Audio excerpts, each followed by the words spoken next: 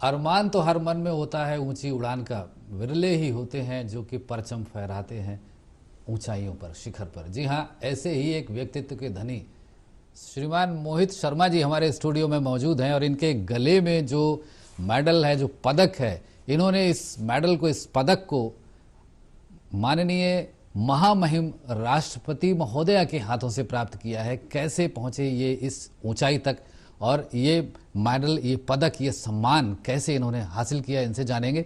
मोहित शर्मा जी, बहुत बहुत स्वागत है आपका हमारे स्टूडियो में।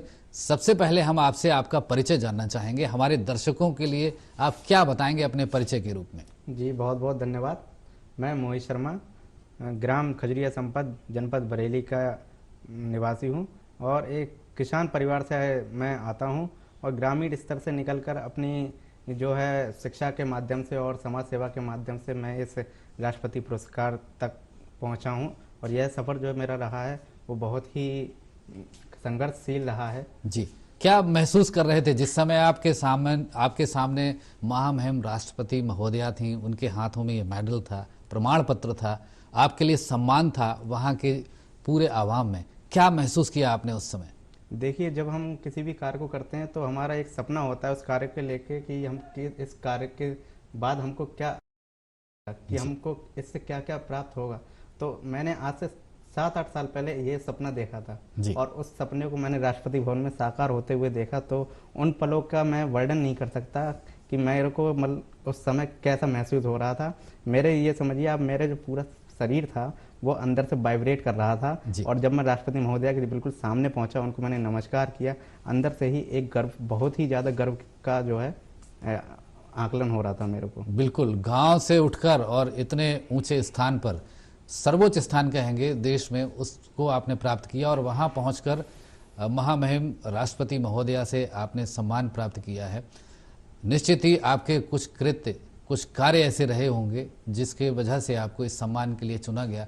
सबसे पहले हम आपसे आपकी शिक्षा के विषय में जानना चाहेंगे। आपकी प्राथमिक शिक्षा गांव में ही हुई या फिर शहर से हुई स्कूलिंग आपकी? जी, मैं आपको बताना चाहूँगा, जो मेरी प्रारंभिक शिक्षा है वो बरेली जनपद में ही हुई है, क्योंकि मेरे जो परिवार है वो ग्रामीण स्तर में शिक्षा का अभाव होने के वजह से बरेली जनपद में ही आकर हम लोगों को शिक्षा प्रदान करने के लिए हमारा परिवार आके रहने लगा।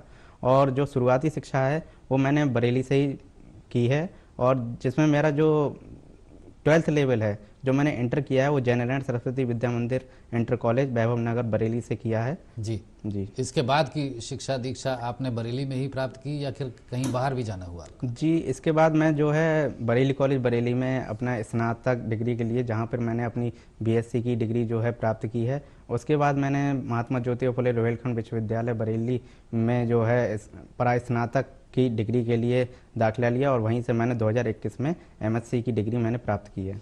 यानी आपके जीवन का सफ़र और शिक्षा का सफ़र खजुरिया गांव, जो आपने बताया तहसील फरीदपुर में खजुरिया संपत गांव से शुरू होकर बरेली मुख्यालय तक सीमित रहा और यहीं पर आपने शिक्षा दीक्षा प्राप्त करने के बाद और इस सम्मान को प्राप्त किया है। बहुत ही खुशी की बात है ये बरेली वासियों के लिए भी। आपकी पारिवारिक पृष्ठभूमि क्या है, कौन कौन है परिवार में? जी, मैं आपको बताना चाहूँगा, मेरे पूरे परिवार में हम टोटल जो है 6 लोग हैं, जिसमें मेरे 4 भाई बहन हैं, जिसमें सबसे बड़ी मेरी बहन है और उनके बाद 3 भाई हैं हम लोग। मेरे से 2 बड़े भाई हैं, मैं सबसे छोटा हूं परिवार का और मेरे माता पिता। खूब लाड़ प्यार मिला होगा आपको परिवार का भी। जी। और उसके बाद भी आप राष्ट्रीय सेवा से जुड़े रहे। जी। कैसे मैनेज कर पाते थे ये सब? परिवार वालों को चिंता रहती होगी, घर का सबसे छोटा बच्चा है, कहाँ क्या कर रहा होगा, कैसे करते थे? देखिए, जब आप कोई भी कार्य को करना स्टार्ट करते हैं और जो है ख़ास तौर पे जब राष्ट्र सेवा के लिए और जो समाज के लिए आप जब कार्य करते हैं तो आपके लिए आलोचनाओं का सामना तो करना ही पड़ता है। लेकिन जब आप धीरे धीरे उसमें आप अपना सर्वस्व देते हैं, उसके लिए टाइम देते हैं, उसके लिए हर कुछ जो आपसे बन पड़ता है देने के लिए जब उतारू रहते हैं, तो आपके जो परिवार है वो भी धीरे धीरे आपकी भावनाओं को समझता है और आपका जो है साथ देता है और आपके लिए जो भी उनसे बन पड़ता है वो करता है। 5 भाई बहन आपने बताया, 4 भाई बहन और माता पिता, 6 लोग घर में कुल आपको मिला करके। सबसे ज़्यादा सपोर्ट किसने किया आपको? देखिए, सबसे ज़्यादा सपोर्ट तो बड़ी बहन और जो है हमारी माताजी का रहा है, जी। क्योंकि पिताजी हमारे जो है वो व्यवसाय और अपने किसानी उसमें रहते थे, तो उनको तो मतलब वो समझिए आप कि उन्होंने तो ना हमको कभी किसी चीज़ के लिए रोका है और ना ही किसी चीज़ के लिए टोका है। जी। लेकिन माताजी हैं, उन्होंने हमेशा हमारा साथ दिया है हर कार्य में। उन्होंने हमारे पीछे एक जो रहता है कि कोई भी अगर आपके लिए कुछ भी बोलता है तो उन सभी चीज़ों को नकारते हुए आपके साथ हर समय खड़े रहना, आपके जो है उत्साहवर्धन करना, किसी भी कार्य को लेके आपके लिए प्रोत्साहित करना, उन सभी कार्यों में मेरी माताजी ने मेरा बहुत साथ दिया है। पहली गुरु ने आपको इस मुकाम तक पहुंचाया है। पहली जी। गुरु माँ ही होती है, जी। और जिस व्यक्ति के साथ माँ का आशीर्वाद होता है निश्चित ही वो सफलताओं के कीर्तिमान स्थापित करता है, जो आपने करके दिखाया है। मोहित शर्मा जी, चूंकि उच्च शिक्षा आपने बरेली से प्राप्त की और इसके बाद राष्ट्रीय सेवा योजना से आपका जुड़ाव कैसे हुआ, क्या बताएंगे हमारे दर्शकों के लिए? जी, इसके लिए मैं आपको बताना चाहूँगा, ये जो राष्ट्रीय सेवा योजना है, ये युवा कार्यक्रम एवं खेल मंत्रालय भारत सरकार द्वारा संचालित होती है। सर्वप्रथम मेरा जो इसमें जो भाग मैंने लिया था वो 2013 में राजकीय इंटर कॉलेज में मैंने दाखिला लिया था। तो वहाँ पर जो क्रीड़ा सचिव हैं इस समय मंडल बरेली के, श्री नईम अहमद जी, उनके संपर्क में आकर, क्योंकि वो उस समय 2013 में कार्यक्रम अधिकारी थे राष्ट्रीय सेवा योजना के, तो उन्होंने उनके अंडर में मैंने राष्ट्रीय सेवा योजना स्वयंसेवक के रूप में 1 साल कार्य किया। तो उनके साथ में ग्रामीण स्तर पे, क्योंकि राष्ट्रीय सेवा योजना कार्य करती है ग्रामीण स्तर के ग्रामीण लोगों के लिए काम करती है, तो उस समय जब उन्होंने मेरे अंदर ये समाज सेवा का जो एक बीज था वो उन्होंने डालने का कार्य किया। उसके बाद मैं स्नातक डिग्री के लिए 2016 में जब बरेली कॉलेज बरेली आया, तो श्रीमान डॉक्टर दयाराम गंगवार जी और अपने जो भी गुरुजन हैं जो राष्ट्रीय सेवा योजना के कार्यक्रम अधिकारी हैं, बरेली कॉलेज में 3 जो है बॉयज़ की यूनिट चलती हैं, उनमें से एक यूनिट में मैंने स्वयं को रजिस्टर्ड कराकर राष्ट्रीय सेवा योजना में अपना पूर्ण जो है कार्य करना स्टार्ट किया। जी। उसके बाद मैं धीरे धीरे राष्ट्रीय सेवा योजना के माध्यम से कार्य करता रहा। तो लेकिन जब शुरुआत ही होती है तो आप जो है पूरा उसके बारे में जानते नहीं हैं। बिल्कुल। तो शुरुआत में दिक्कतें हुई थी, क्योंकि कार्यक्रम अधिकारी जी जो हैं वो भी थोड़ा अपना जो शैक्षिक वो रहता है उनका शेड्यूल, उसमें बिजी होने के नाते जो है राष्ट्रीय सेवा योजना के लिए इतना कार्य करते हैं।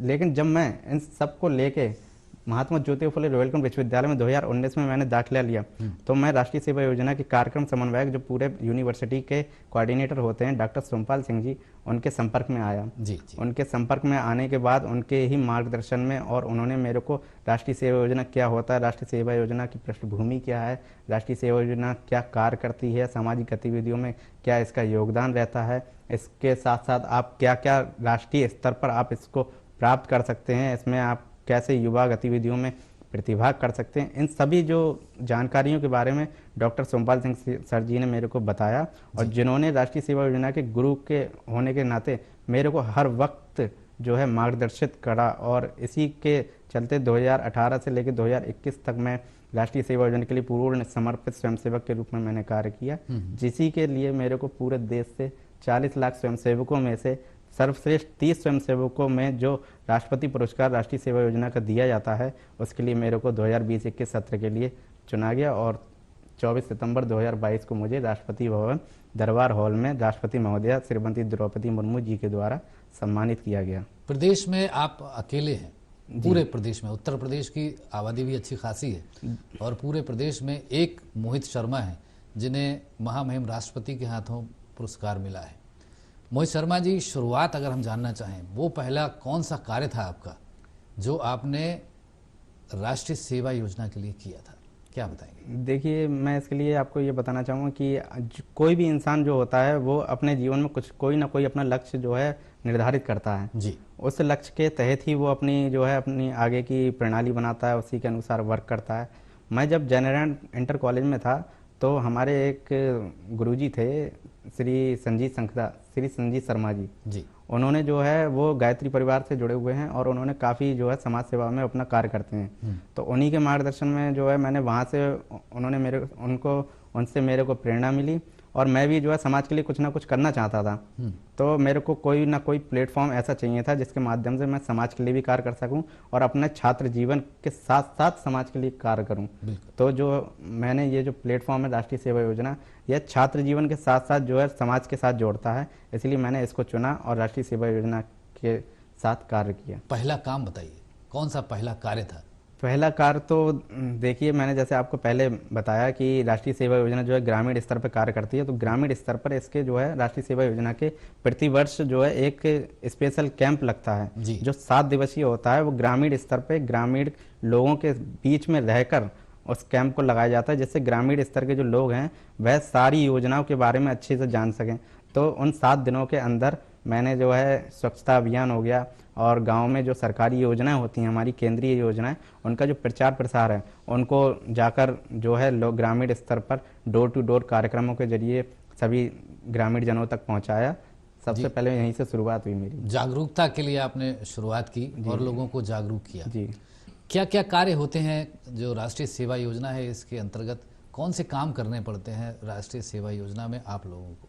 राष्ट्रीय सेवा योजना के अंतर्गत मैं आपको बताना चाहूँगा जितनी भी सामाजिक गतिविधियां हैं, जैसे मैं आपको बताऊं मेरे जो कार्य हैं, वो जो मेरे जो मेन कार्य हैं, वो मेरा सबसे ज़्यादा कार्य है रक्तदान, वृक्षारोपण, और कोई भी पैंडेमिक आती है, जैसे अभी हमारे कोविड-19 आया था, तो उसमें प्रशासन के साथ कंधे से कंधा मिलाकर उनकी जो साथ सहयोग करना, और सभी जो जन हैं, हमारे बरेली वासी हैं और जो ग्रामीण स्तर है, वहाँ पर जो है जन जागृति प्रोग्राम चलाना और उनको जो है वैक्सीनेशन हो गया, आपका जो भी कार्य हो गया, वृक्षारोपण हो गया, पर्यावरण संरक्षण हो गया, जल संरक्षण हो गया, आपका मतदान जैसे होता है तो मतदान जागरूकता हो गया, किसी का वोटर आईडी नहीं बना तो वोटर आईडी बनवाना, पूरे गांव होता है, गांव का सर्वे करके उनमें जिनके पास राशन कार्ड नहीं है उनका राशन कार्ड के लिए पंजीकरण कराना, जिनके पास बीपीएल कार्ड नहीं है उनका बीपीएल कार्ड बनवाना, या जो भी जिस चीज़ का जिसके लिए अभाव होता है उनके पास जानकारी नहीं पहुंच पाती है, तो राष्ट्रीय सेवा योजना के स्वयंसेवक अपने माध्यम से जन जागृति जागरूकता कार्यक्रम डोर टू डोर संपर्क करके सभी का जो है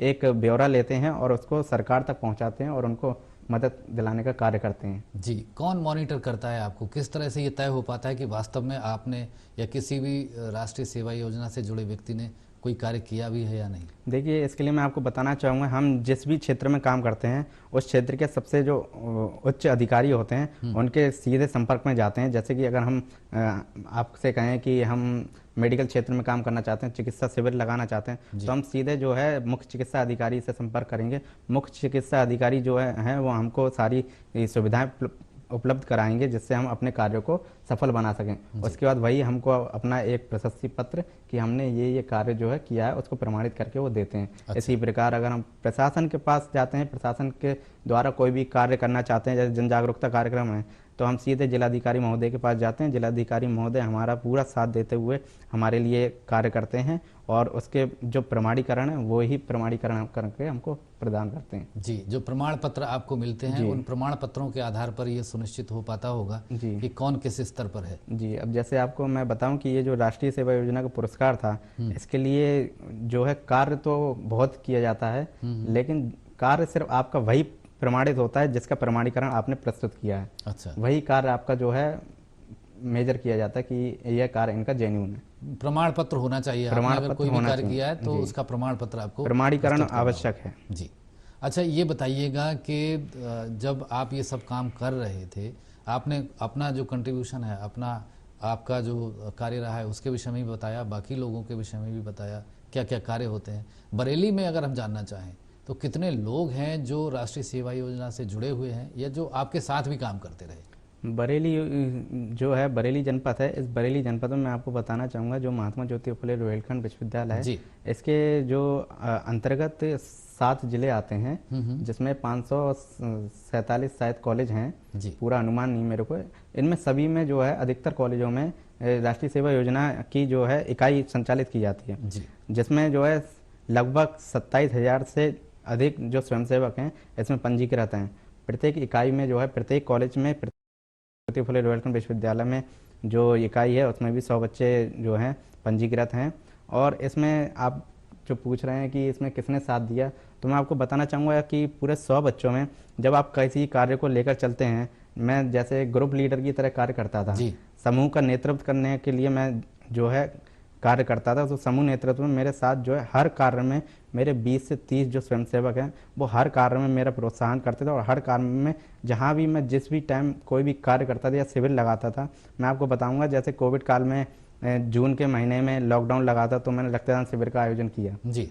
तो रक्तदान शिविर के आयोजन में उन्हीं स्वयंसेवकों ने जो यहाँ पे बरेली में उपलब्ध थे, क्योंकि विश्वविद्यालय परिसर में अधिकतर जो स्टूडेंट्स हैं वो बाहर जनपद के हैं, जी जी। लेकिन जितने भी जो वॉलेंटियर हैं वो जो बरेली जनपद से थे, उन सभी ने मेरा सहयोग किया, और जिला अस्पताल की जो रक्त कोष की टीम है उसको अपने साथियों, अपने परिवारजनों और अपने पास आस पड़ोस के लोगों के साथ मिलकर उस रक्तदान शिविर में आकर मेरा सहयोग किया।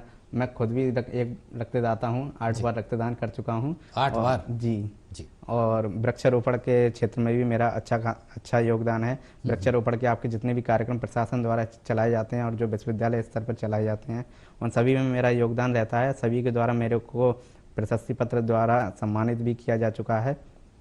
कई बार ऐसी परिस्थितियां होती हैं मोहित शर्मा जी, जब हमें उपेक्षा झेलनी पड़ती है। विशेष तौर से सामाजिक कार्य की अगर हम बात करें तो सामाजिक कार्य करते हुए हमें उन लोगों की ही उपेक्षा झेलनी होती है जिनके लिए हम कार्य करते हैं। कोई ऐसा वाकया आपको याद आता है जिसने आपको बहुत ज़्यादा झकझोरा हो, या आपने ये मन बनाया हो कि कहीं मेरा ये फैसला गलत तो नहीं समाज सेवा का? देखिए, इस बारे में मैं आपको बताना चाहूँगा कि जो ये राष्ट्रीय सेवा योजना है, अगर आप किसी भी ग्रामीण स्तर में या कहीं भी आप जनपद में जाएंगे, आप राष्ट्रीय सेवा योजना का नाम लीजिएगा तो सर्वप्रथम जो सामने वाले व्यक्ति के मन में आता है कि ये राष्ट्रीय सेवा योजना का स्वयंसेवक है, ये झाड़ू लगाने आया है जी, ये नाली साफ करने आया है, इससे और कुछ नहीं मिलना है, इसको सिर्फ नाली और झाड़ू लगाने आया है, साफ सफाई करने आए हैं जी। तो जब स्टार्टिंग हम लोगों ने की थी, मैंने आपको बताया 2013 में हमने कैंप लगाया था। कैंप हमने लगाया था बेटीधार जागीरी गांव है, पराग मिल्क डेयरी बदायूं रोड पे, वहाँ हमने कैंप लगाया था। तो वहाँ हमको मतलब लोग सुनाते थे, चिढ़ाते थे, ताना देते थे, क्योंकि उस टाइम हम 11th में ही थे, 11वीं में थे, तो हम लोगों को बुरा लगता था। लेकिन भैया जब आपके ऊपर मार्गदर्शक अच्छा हो, आपको सीख देने वाला गुरु अच्छा हो, तो आपको इन सभी आलोचनाओं से जो है कोई फर्क नहीं पड़ता है और आप आगे निरंतर बढ़ते जाते हैं। यानी ये छोटी मोटी घटनाएं तो होती जी होती रहती हैं। ये आप जो है, आपने पहले भी पूछा था कि परिवार से किसने साथ दिया, तो उसमें परिवार भी धीरे धीरे साथ देता है आपका, बाद में जब आपको कुछ ना कुछ उससे प्राप्त होता है। आप चाहे अपनी ज़िंदगी में कोई भी कार्य करें, उससे आपको जब तक सफलता नहीं मिलेगी तब तक परिवार भी आपको बीच बीच में कुछ ना कुछ कहता ही रहता है, लेकिन जब आपको सफलता मिलना स्टार्ट हो जाती है तो परिवार भी साथ देता है, समाज भी साथ देता है। और आज मैं जो ये राष्ट्रपति पुरस्कार से सम्मानित हुआ हूँ, तो पूरा प्रदेश, पूरा भारत देश मेरे साथ है, मेरे को बधाइयाँ दे रहा है। बिल्कुल, पूरे न सिर्फ आपके गांव के परिवार के लोग बल्कि पूरे देश के, पूरे प्रदेश के लोग आपको निश्चित ही बधाइयाँ दे रहे हैं। दूरदर्शन भी आपको बधाई देता है आपकी इस उपलब्धि पर। मोहित शर्मा जी, कई बार जो विकट परिस्थितियों की हम बात कर रहे हैं, तो वहीं ऐसा भी होता है, कई बार इतनी अच्छी परिस्थितियां उत्पन्न हो जाती हैं किसी कार्य को करते हुए, लोग स्वतः ही आपकी मदद करने के लिए तैयार हो जाते हैं। क्या ऐसा कोई वाकया आपके साथ हुआ जब आप किसी कार्य को निकले हों, आपको लगा हो कि मेरे पास ताकत थोड़ी कम है, हमारी क्षमता थोड़ी कम है, और किसी ने आपको मदद किया हो? जी, अभी तक तो ऐसा बहुत कम ही हुआ है, क्योंकि जब तक आप किसी कार्य में जाते हैं तो शुरुआत में सभी लोग आपको जो है इतना महत्व नहीं देते, क्योंकि वो आपको ना तो जानते हैं ना ही पहचानते हैं। लेकिन अब जैसे अब मेरे को ये पुरस्कार मिला या मेरे को राज्य स्तर का पुरस्कार मिला कोई भी, तो जब उसके बाद मैं जब उनके पास जाता हूँ तो वो मेरे को एक अलग ही महत्व देते हैं कि ये इस श्रेणी का व्यक्ति है और इसने कुछ अपने जीवन में प्राप्त किया है, तो हम इसके साथ लगेंगे तो क्या पता आगे चलकर हमको भी इससे कुछ मार्गदर्शन मिले, या इसने जिस प्रकार से मेहनत करके अपने कठिन परिश्रम से यह मुकाम पाया है, तो हमको भी यह आगे चलकर कुछ ना कुछ जरूर लाभ दिलाएगा। इस संबंध से लोग आपसे जुड़ते हैं, लेकिन स्टार्टिंग में आपके जो आसपास हैं वो 2-4 का ही आपका जो है साथ मिलता है।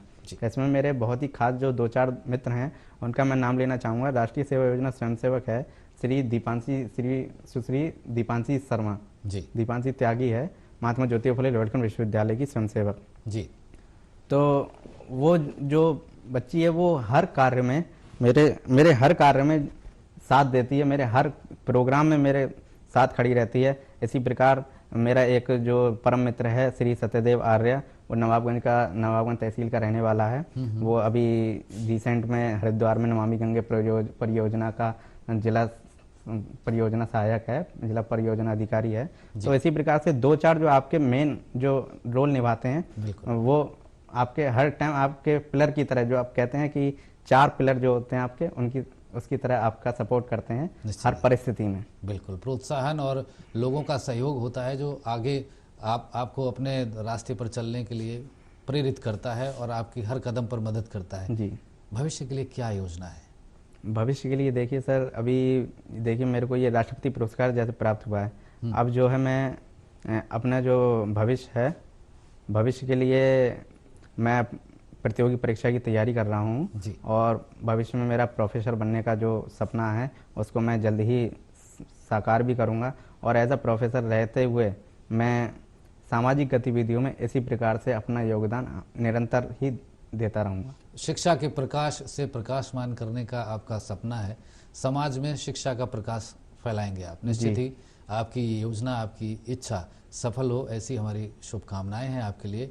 मोहित शर्मा जी, हमारे युवा जो आपको इस समय दूरदर्शन की टेलीविजन स्क्रीन पर देख रहे हैं, उनके मन में भी सपना होगा कि वो भी कुछ ऐसा करें जिससे उन्हें इतना बड़ा नहीं तो कम से कम इसके आसपास का कोई पुरस्कार, कुछ ऐसा सम्मान मिले जिससे वो भी अपने आप को ये कह सकें कि मैंने ये हासिल किया है। क्या संदेश है आपका, क्या मैसेज है? मैं बस युवाओं के लिए यही कहना चाहूँगा कि आप जो भी कार्य करें, आप पूरी निष्ठापूर्वक, पूरी ईमानदारी के साथ करें। आपको एक ना एक दिन सफलता निश्चित ही मिलेगी।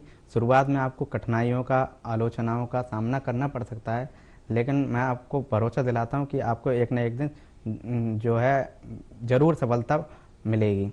और इसी के साथ मैं आपको एक वाक्य भी कहना चाहूँगा जी। कि तू चल, तेरे साथ पूरा जहां नहीं होगा।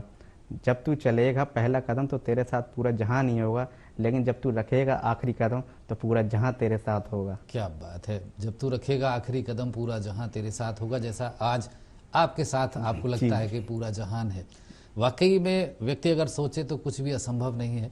आपने बताया कि आपने 8 बार अब तक रक्तदान किया है। लोग डरते हैं रक्तदान से। हम चाहेंगे एक ये संदेश भी जनता तक, लोगों तक, हमारे दर्शकों तक पहुंचे कि रक्तदान किस तरह की प्रक्रिया है, क्या वास्तव में इससे शरीर पर कोई विपरीत प्रभाव पड़ता है? जी, मैं आपको बताना चाहूँगा, मैं जैसे कि मैंने आपको बताया कि रक्तदान शिविर का आयोजन मैं स्वयं ही करता हूँ। तो रक्तदान शिविर का जब मैं आयोजन करता हूँ तो उसमें रक्तदाता जो है, मेरे जो रेगुलर डोनर हैं, उनके अलावा रक्तदाता ढूंढना बहुत मुश्किल होता है, क्योंकि जो नए रक्तदाता होते हैं उनको बहुत डर होता है, भय होता है। और जो ग्रामीण स्तर से आते हैं उनको जो है मेनली सबसे ज़्यादा पौराणिक जो उनकी मान्यताएं हैं, प्रथाएं हैं, उसकी वजह से वो रक्तदान करने से डरते हैं। लेकिन जब भी वो हमारे संपर्क में आते हैं या किसी स्वयंसेवक के संपर्क में आते हैं, हम लोग उनको समझाते हैं कि रक्तदान करने से कोई भी नुकसान नहीं होता शरीर को, जबकि फ़ायदा होता है। इससे आपको कोई भी दिल की बीमारी नहीं होती है, इससे आपका जो लीवर है, जो किडनी है, वो फिल्टर होता रहता है। और इसके साथ साथ आपको जो रक्तचाप की समस्या है वो भी नहीं होती है।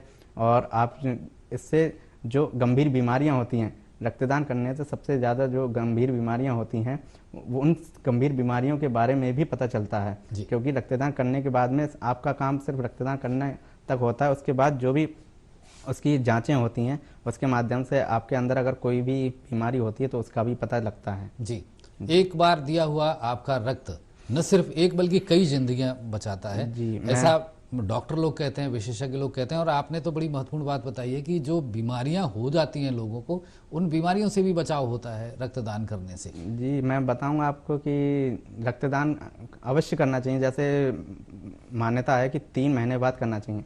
ये ऐसे ही नहीं कहा गया कि 3 महीने बाद जो 120 दिन का आपका आरबीसी का साइकिल होता है। आरबीसी जो आपके जो मेन कंपोनेंट होता है रक्त का, वो उसको कहते हैं आरबीसी। उसका 120 दिन का समय होता है, उसके बाद वह वो वेस्ट हो जाती है। और जो रक्तदान करता रहता है, इससे आपका जो खून है वो भी पतला होता है, इससे आपकी धमनियों में जो है खून, रक्त का बहाव भी अच्छा होता है और आपको रक्त से संबंधित कोई भी बीमारी नहीं होती है। जी, जो रेड ब्लड सेल्स आरबीसी के विषय में आप बता रहे हैं, नए आरबीसी का निर्माण होता है शरीर में और एक नई ऊर्जा का संचार होता है। इस नई ऊर्जा के साथ नए काम पर व्यक्ति लग सकता है। युवाओं से हमारा आग्रह है कि जिस तरह से मोहित शर्मा जी ने अपने आप को अकेले दम पर खड़ा करके और एक इतना बड़ा सम्मान प्राप्त किया है, महामहिम राष्ट्रपति महोदया के हाथों से मेडल प्राप्त किया, एक प्रशस्ति पत्र प्राप्त किया और धनराशि भी अवश्य प्राप्त की है। अगर आप भी चाहते हैं ऐसा कुछ करना तो अपने दमखम पर कदम आगे बढ़ाइए। जैसा मोहित जी का कहना है कि जब आखिरी कदम पर आप पहुंचेंगे तो पूरा ज़माना आपके साथ होगा। आप हमारे स्टूडियो में आए मोहित शर्मा जी, आपने अपने अनुभव हमारे दर्शकों के साथ साझा किए, आपका बहुत बहुत धन्यवाद। बहुत बहुत धन्यवाद।